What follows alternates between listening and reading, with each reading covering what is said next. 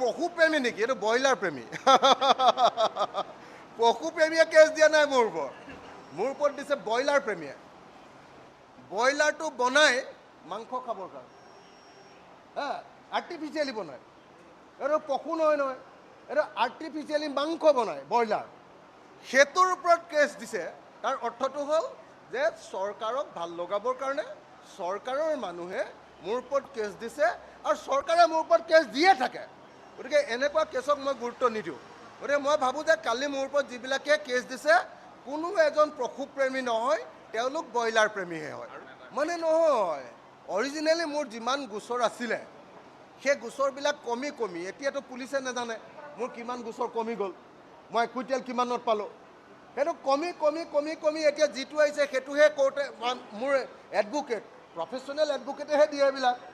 Professional এডভোকেটে মোক বনাই দিছে যে ইমানটা গোচৰ আপোনাৰ বাকী আছেগৈ, বাকীবিলাক চেছ, 1 কুইণ্টেল।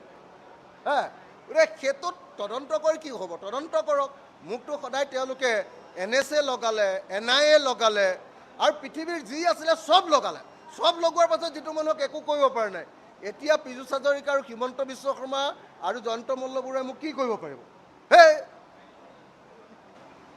পশুপ্ৰেমী নেকি? এইটো ব্ৰইলাৰ প্ৰেমী। পশুপ্ৰেমীয়ে কেছ দিয়া নাই মোৰ ওপৰত দিছে ব্ৰইলাৰ প্ৰেমীয়ে।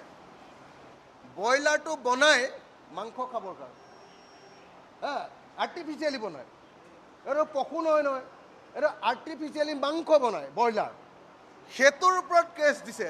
তাৰ অৰ্থটো হ'ল যে চৰকাৰক ভাল লগাবৰ কাৰণে চৰকাৰৰ মানুহে মোৰ ওপৰত কেছ দিছে আৰু চৰকাৰে মোৰ ওপৰত কেছ দিয়ে থাকে। গতিকে এনেকুৱা কেছক মই গুৰুত্ব নিদিওঁ। গতিকে মই ভাবোঁ যে কালি মোৰ ওপৰত যিবিলাকে কেছ দিছে কোনো এজন পশুপ্ৰেমী নহয়, তেওঁলোক ব্ৰইলাৰ প্ৰেমীহে হয়।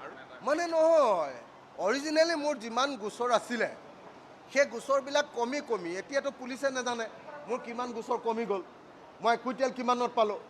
সেইটো কমি এতিয়া যিটো আহিছে সেইটোহে কোৰ্টে, মোৰ এডভোকেট, প্ৰফেশ্যনেল এডভোকেটেহে দিয়ে এইবিলাক। প্ৰফেশ্যনেল এডভোকেটে মোক বনাই দিছে যে ইমানটা গোচৰ আপোনাৰ বাকী আছেগৈ, বাকীবিলাক চেছ, 1 কুইণ্টেল। গতিকে সেইটোত তদন্ত কৰি কি হ'ব? তদন্ত কৰক। মোকতো সদায় তেওঁলোকে NSA লগালে, NIA লগালে আৰু পৃথিৱীৰ যি আছিলে চব লগালে। চব লগোৱাৰ পাছত যিটো মানুহক একো কৰিব পৰা নাই।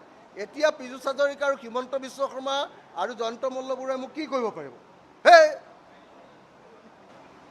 পশুপ্ৰেমী নেকি? এইটো ব্ৰইলাৰ প্ৰেমী। পশুপ্ৰেমীয়ে কেছ দিয়া নাই মোৰ ওপৰত দিছে ব্ৰইলাৰ প্ৰেমীয়ে। ব্ৰইলাৰটো বনাই মাংস খাবৰ কাৰণে, আৰ্টিফিচিয়েলি বনায়। এইটো পশু নহয়, এইটো আৰ্টিফিচিয়েলি মাংস বনায় ব্ৰইলাৰ। সেইটোৰ ওপৰত কেছ দিছে। তাৰ অৰ্থটো হ'ল যে চৰকাৰক ভাল লগাবৰ কাৰণে চৰকাৰৰ মানুহে মোৰ ওপৰত কেছ দিছে আৰু চৰকাৰে মোৰ ওপৰত কেছ দিয়ে থাকে। গতিকে এনেকুৱা কেছক মই গুৰুত্ব নিদিওঁ। গতিকে মই ভাবোঁ যে কালি মোৰ ওপৰত যিবিলাকে কেছ দিছে কোনো এজন পশুপ্ৰেমী নহয়, তেওঁলোক ব্ৰইলাৰ প্ৰেমীহে হয়।